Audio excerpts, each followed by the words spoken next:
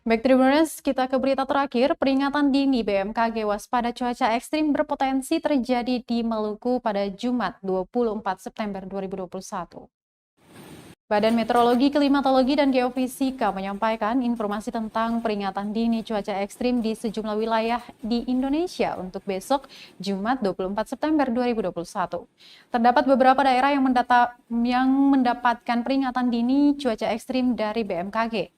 Melalui laman resminya, BMKG memprediksi 30 wilayah berpotensi hujan lebat disertai kilat atau petir serta angin kencang.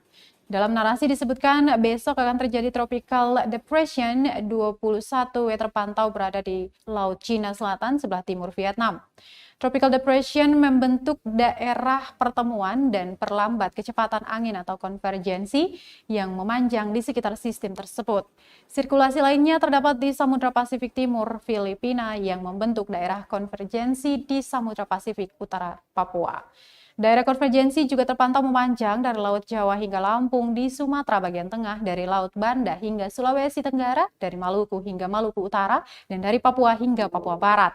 Kondisi ini mampu meningkatkan potensi pertumbuhan awan hujan di sekitar wilayah tropical depression, di sekitar sirkulasi siklonik, dan di sepanjang daerah konvergensi tersebut. Sejumlah daerah berpotensi hujan lebat yang dapat disertai angin kilat, petir, dan angin kencang termasuk di Maluku.